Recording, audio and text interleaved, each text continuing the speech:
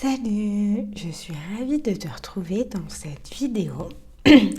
Tu m'avais demandé de faire un article ainsi qu'une vidéo sur la rédaction de l'introduction pour l'analyse, donc la première partie de l'épreuve de français au CRPE. Alors, tu as peut-être déjà lu l'article. Ici, je reprends les grandes lignes de l'article et dans la vidéo qui suit, je ferai avec toi une introduction de rêve. Mais pour l'instant, on va essayer de comprendre comment rédiger une bonne introduction. Et pour rédiger une bonne introduction, je pense que le point le plus important, le point de départ, c'est de savoir pourquoi l'introduction est très importante. En effet, quand on a conscience que quelque chose est primordial, on va mieux pouvoir l'utiliser. Alors, selon moi, l'introduction, elle est souvent négligée, la conclusion aussi d'ailleurs, parce qu'on a tendance à vouloir rentrer trop vite dans le corps de l'analyse pour montrer qu'on a plein de connaissances. Mais l'intro, c'est quelque chose qui est vraiment très très important.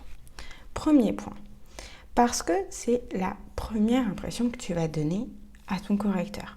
Il faut savoir qu'il y en a qui disent que l'introduction, ça vaut carrément 4 ou 5 points, donc presque la moitié de la note totale de l'analyse. Donc c'est vraiment très très important et c'est la première impression que va avoir ton correcteur de toi.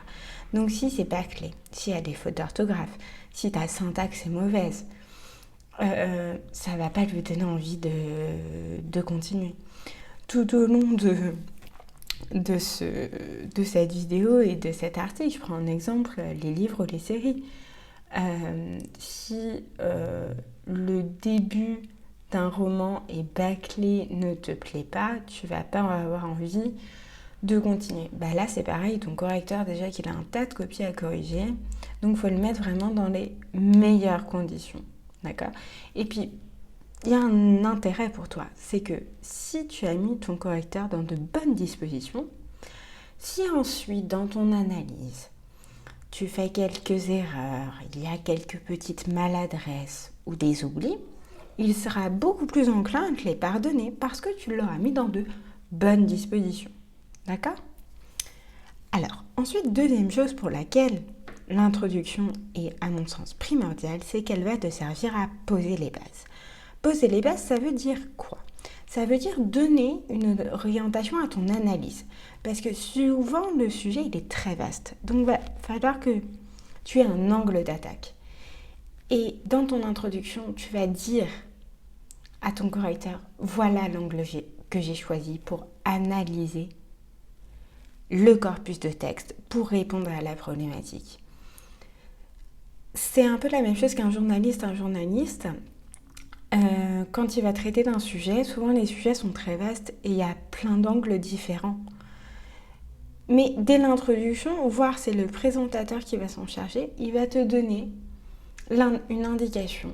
En fait, il va introduire le sujet que tu vas voir ensuite et te préciser sous quel angle il a été analysé, d'accord ? Même chose pour les séries.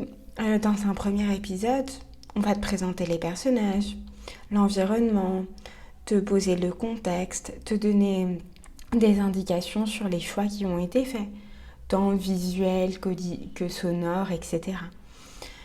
Donc, ça te sert à poser les bases, à donner un cadre à l'analyse qui va suivre, pour pas que ton correcteur soit perdu et pour que toi aussi, tu sois bien au clair sur ce que tu fais dans ton analyse et ce que tu ne vas pas faire. D'accord ?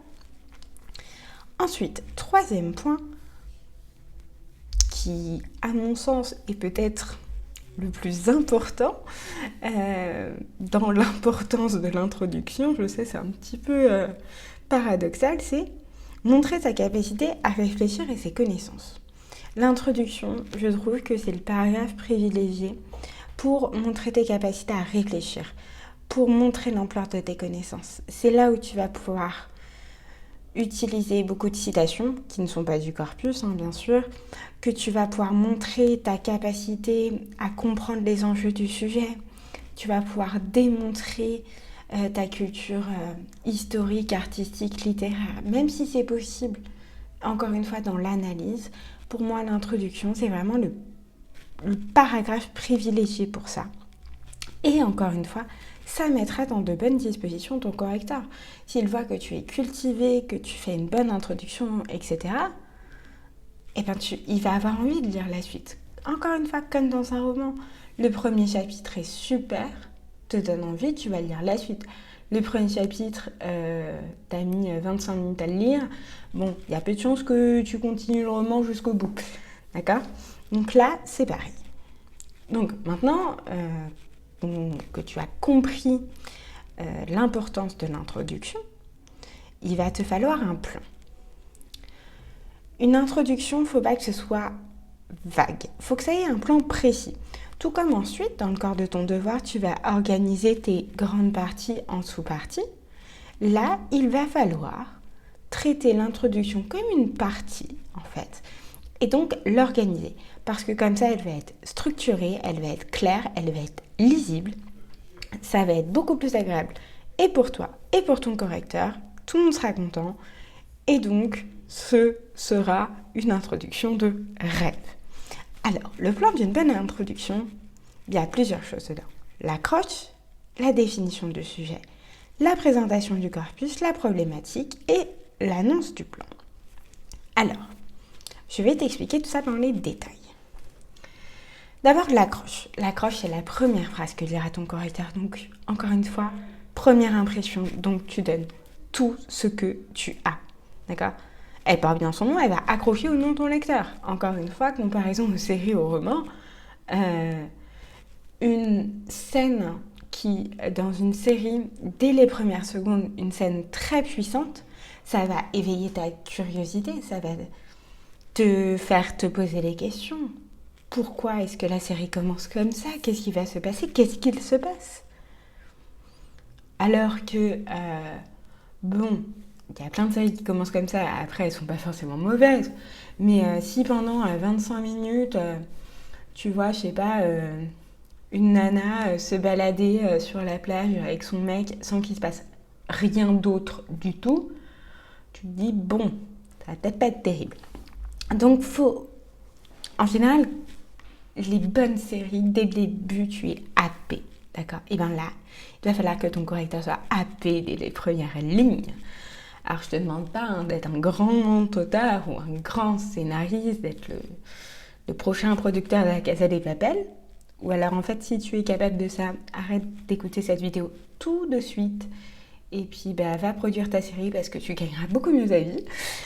Mais faut vraiment attiser la curiosité, créer l'envie pour que ton correcteur soit séduit. Donc, pour l'accroche, tu as deux solutions. Soit tu peux commencer ton devoir par une citation. La citation, c'est quelque chose qui est très intelligent parce que ça va te montrer à ton correcteur tes connaissances essentiellement littéraires, d'accord ? Et ça va le mettre dans de bonnes conditions. Mais attention, il faut que ça respecte 3 points. Déjà, ta citation doit être exacte. Donc, au mot près. On ne remixe pas une citation, qui plus est, c'est Sénèque, Montesquieu, Rousseau, Voltaire, je ne sais qui. Un peu de respect, s'il vous plaît. Donc, si vous n'êtes pas sûr de votre citation, vous oubliez. Ensuite, la citation, elle doit avoir un lien très direct avec ton sujet, d'accord ? Te dis pas, ça a vaguement un rapport, je connais la citation, donc je vais essayer de la casser. Non, il faut que ce soit vraiment en lien. Et je vais t'expliquer après, si tu n'as pas de citation en tête, une autre forme d'accroche. Et enfin, ta citation, elle doit avoir des références complètes et reconnues. C'est-à-dire que la punchline de Tata Germaine du dimanche midi autour du poulet pomme de terre de mamie, on l'oublie. Aussi cool que soit la punchline de Tata Germaine, non. D'accord ? Il faut que ce soit reconnu, donc un grand auteur. Alors, on parle d'écrivain, mais après, ça peut être une citation d'un homme politique, par exemple, si le sujet a trait un peu à la politique. ou d'un peintre par exemple, ou d'un compositeur, si le sujet est plus tourné vers les arts, si votre sujet est tourné plutôt vers l'éducation, d'un pédagogue, d'un scientifique, d'accord ? Mais quelqu'un de reconnu dans son domaine, et surtout, on cite la source, surtout si par exemple c'est un écrivain. Déjà, vous avez forcément cité son nom, c'est encore mieux si vous citez l'œuvre de laquelle cette citation est tirée, d'accord ? Ou vous allez peut-être devoir la contextualiser pour vraiment expliquer ce que vous voulez faire transparaître en fait, en utilisant cette citation, pour montrer l'intérêt de votre citation. Alors ensuite, il se peut que tu ne connaisses pas de citation qui respecte ces 3 critères. Et dans ce cas-là, ton accroche, ça peut être ce que j'appelle une contextualisation. Une contextualisation, c'est en fait permettre à ton correcteur de voir tes connaissances au travers d'informations que tu vas lui transmettre. Tu vas, grâce à la contextualisation, montrer que tu as vraiment compris l'intérêt du sujet et les enjeux du sujet. Tu vas faire comprendre à ton jury que tu es extrêmement reconnaissant envers lui de t'avoir offert un sujet si riche, si intéressant. D'accord ? Alors, c'est peut-être un peu trop ce que je dis, mais en fait, c'est ça. Essayez de flatter votre jury, d'accord ? Donc, la contextualisation, elle peut être historique, littéraire, artistique, ce que vous voulez. Mais il faut qu'elle soit intéressante, hein, bien sûr. J'ai dit n'importe quoi. Si vous avez un corpus très centré, première moitié du XXe siècle, effectivement, ce qui vient en tête tout de suite du point de vue historique, première moitié du XXe siècle, ce sont les 2 guerres mondiales.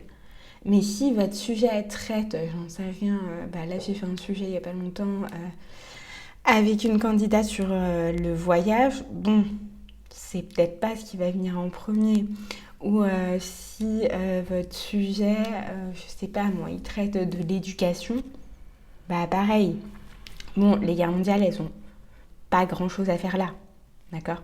Donc, même sans utiliser de citation, ta contextualisation, elle doit bien être en lien avec le sujet, d'accord ? Alors ensuite, il va falloir que tu définisses ton sujet. C'est indispensable pour pouvoir analyser correctement ton corpus. Tu vas être au clair, donc pour toi, mais aussi pour ton correcteur, sur les définitions que tu donnes au terme de ton sujet. Je ne te demande pas d'être un Larousse sur pattes et de recracher des définitions, hein, d'accord ? Tu expliques de manière délicate le sens que tu donnes aux mots. Souvent, en plus, les mots dans les sujets sont polysémiques. Ils ont plusieurs sens, donc sers-toi de cette polysémie, en fait, dans ton raisonnement. Souligne-la, d'accord ? Alors ensuite, on arrive à la présentation du corpus. Bon, présentation du corpus, problématique, analyse de plan. Annonce du plan. Ça y est, plus rien ne va. Je vois de gros soucis de lourdeur, en fait. Quand on présente un corpus, faut pas que ça arrive comme ça, comme un pavé dans la mare, de façon trop directe, trop brutale, comme si un loup entrait dans la bergerie, comme si on était un... Parce que sinon, en fait, ton correcteur, il va se sentir comme un petit mouton agressé. D'accord ? Donc, en fait, il faut que tu évites un peu le catalogue. Ce que j'appelle le catalogue, c'est du style le texte de Maupassant, extrait de Bellamy, publié en ta-ta-ta, ainsi que le texte de Rousseau, extrait des Confessions, livre numéro 4, publié en ta-ta-ta. C'est lourd. Et ça sert à rien parce que, par exemple, la date, soit tu la connais, bon tu la connais, mais de toute façon, c'est écrit sur le sujet. Donc, c'est pas comme si tu apportais une connaissance supplémentaire. D'accord ? Le jury le sait, c'est écrit dans le sujet, donc ça ne sert à rien. Donc, tu vas tourner tes phrases. Le mieux, c'est de présenter en 1 ou 2 phrases, en fait, ton corpus. Et surtout, de ne pas trop en dire sur les textes, d'accord ? Tu les lis les uns aux autres, mais tu restes vague, tu réserves ton analyse, d'accord, de texte vraiment au corps de ta rédaction. Ensuite arrive la problématique, et là, on a souvent le même problème. S'il vous plaît, ne prenez pas votre correcteur pour un idiot. Votre correcteur, il a bac plus je ne sais combien. Et donc, il sait reconnaître une introduction. Une problématique. Donc, tu n'as pas besoin de mettre. Nous pouvons alors nous questionner. Nous nous demanderons en quoi. Non, c'est une formation qui est lourde, qui est maladroite. Et si ta problématique, elle est bien rédigée, tu n'en as pas besoin. Ton correcteur, il va voir tout de suite où est ta problématique. Il y a 2 débats qui font rage autour de la problématique. Le premier, moi j'ai un avis assez tranché dessus, c'est le fait que ta problématique en fait ne doit pas être sous forme de question, mais doit être à l'affirmative. Tous mes professeurs dans l'enseignement supérieur valorisaient quand on mettait notre problématique à la forme affirmative. Pourquoi ? Je ne sais pas, mais c'est comme ça. Donc, mon conseil, si par exemple la problématique c'est en quoi le voyage peut être une épreuve révélatrice pour l'homme, au lieu de la tourner sous forme interrogative, tu peux facilement la transformer en le voyage et donc une forme d'épreuve pour l'homme. D'accord ? Ça va être moins lourd. Et si les mêmes règles s'appliquent que ce que moi j'ai appris, ça sera valorisé. Ensuite, il y a un autre débat sur lequel je ne trancherai pas, parce que je pense que ça dépend beaucoup du sujet sur lequel tu tombes. C'est est-ce qu'il faut prendre comme problématique exactement ton intitulé de sujet, ou est-ce qu'en fait il faut s'appuyer dessus pour reformuler une problématique. Ça, je pense que c'est à toi de voir, je pense que ça va se faire naturellement en fonction de ton raisonnement. D'accord ? Arrive ensuite l'annonce du plan, et là encore on revient à la lourdeur, aux maladresses. On évite le dans un premier temps, en premier lieu, dans une première partie. D'accord, ton correcteur aussi, il va très vite le voir. Imaginez, vous lisez un livre et au lieu de commencer directement, l'auteur écrit alors. Dans ce premier chapitre, Marie tombe amoureuse de Jean. Voilà, enfin non, on voit jamais ça. Là c'est pareil. Donc au lieu de dire dans une première partie, en premier lieu, machin, vous mettez des virgules, ça suffira amplement, d'accord ? Faut annoncer ces parties de manière claire, mais sans lourdeur et en une ou 2 phrases. Une phrase, c'est vraiment le top, d'accord ? Donc là, normalement, tu as les bonnes bases pour faire une bonne introduction. Je vais te donner quelques petits conseils. D'abord, les erreurs à éviter, les choses qu'il ne faut pas faire. D'abord, il ne faut pas trop en dire. Une introduction, elle peut être très bien, très intéressante, très riche, mais il ne faut pas en dévoiler trop. Il faut garder le reste pour ton développement, pour développer tes réflexions. Sinon, en fait, c'est comme si, je sais pas moi, tu lisais un livre et que la 4e de couverture te donnait le nom de l'assassin. Quand tu lis un polar, c'est quand même un peu dommage. D'accord ? Après, il y a des séries qui sont comme ça, comme Columbo, par exemple, on connaissait l'assassin au début. Mais là, c'est pas le but, d'accord ? Bon, après, j'ai des exemples avec d'autres séries, mais je vais éviter de te spoiler La Casa de Papel si tu n'as pas encore vu les dernières saisons. Enfin bref, donc en fait, il faut ménager le suspense, d'accord ? Il faut que tu deviennes un maître du suspense, vraiment.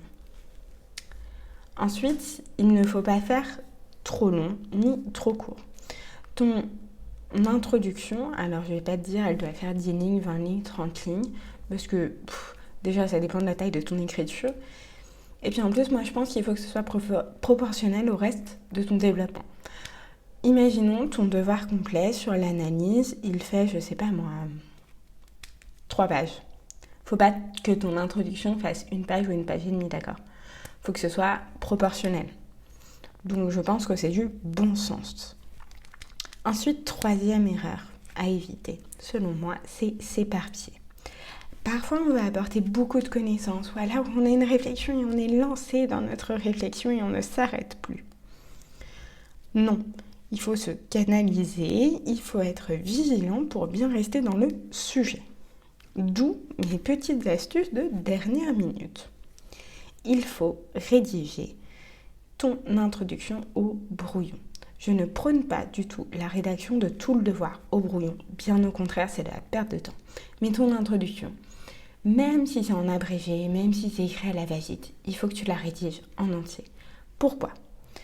Parce que ton introduction, encore une fois, c'est quelque chose de primordial. Si tu ne l'as pas encore compris, je vais venir te taper dessus avec un marteau, ce n'est pas possible. Faut que tu la rédiges entièrement parce que comme ça, tu vas plus pouvoir veiller à ton orthographe, à ta syntaxe, construire des belles phrases, des belles tournures de phrases, mettre des connecteurs. Donc ça va t'aider vraiment à avoir une structure, à vérifier que tu as bien toutes les étapes du plan que je viens de t'expliquer. Ensuite, autre conseil que je donne, c'est la rédiger en dernier. Pourquoi ? Parce que ton introduction, si tu la rédiges au début de ton devoir, tu risques de devoir la remanier, voire carrément de devoir la refaire entièrement, parce que ton raisonnement, il a pu évoluer au cours de ton analyse. Ta réflexion, elle s'est faite, et donc ton plan a peut-être légèrement varié. Tu veux peut-être mettre en avant davantage la signification, une des significations d'un terme du sujet, par exemple, d'un des termes du sujet, pardon. Donc, en fait, tu vas pouvoir, ce que je te disais au début, c'est donner un angle orienté ton correcteur. Ben là, tu vas pouvoir vraiment coller au chemin que tu veux qu'il prenne, pour pas qu'il en prenne un autre et qu'il risque d'être, et risquer qu'il soit déçu, en fait, finalement, en se disant, elle m'a promis ça, mais en fait, c'est pas ce qu'elle m'offre à la fin. D'accord ? Et enfin, dernière chose, sortez les violons. Sortez les violons, c'est une expression qui vient de mon prof de culture littéraire, quand j'étais en master. Et il se moquait souvent de moi, parce qu'il disait, il nous faisait beaucoup nous entraîner, et il me prenait souvent en exemple pour les introductions, en disant aux autres, elle sort les violons. Elle flatte son correcteur. Bon, il employait autre chose comme terme, qui commence par un S, et qui est un petit peu synonyme. Je ne vais pas le dire ici. Donc, voilà, en fait, flatter son correcteur, encore une fois, comme je vous le disais, pour remercier le jury. Et je vais vous dire carrément, quand on est dans un concours blanc, dans l'amphi, il hurlait. Sortez les violons, je vois pas vos violons. Je veux que vous fassiez du violon, que vous me fabriquiez des symphonies entières. Je vous assure, c'est un sketch, ce mec. Je l'adorais, mais c'est un sketch. Et en fait, il nous disait ça pour que ça nous marque. Et moi, ça m'a vraiment marqué. En gros, ce qu'il nous conseillait, c'était limite de dire... d'écrire plutôt sur ta copie... Merci, merveilleux jury, je ne sais pas ce que je ferais sans toi. T'as apporté ce qui me manquait à ma vie. Tu m'offres du temps pour me pencher sur un sujet passionnant, etc. Donc en fait, c'est vraiment ça, le cœur du truc. Mais c'est peut-être un peu... Je vais un peu loin, je sais, mais c'est pour que tu comprennes vraiment l'idée et que tu fasses attention à ça, parce qu'en fait, on est tous humains et on aime tous être flattés. Donc voilà, c'est comme ça que se termine cette vidéo. J'espère que ça t'a plu. Si tu veux relire, si tu n'en as pas marre, tout ça à t'être reposé, l'article est sur le blog, le lien est juste en dessous. Et dans la vidéo suivante, je rédige avec toi l'intro de rêve, donc vraiment une mise en pratique. Je te dis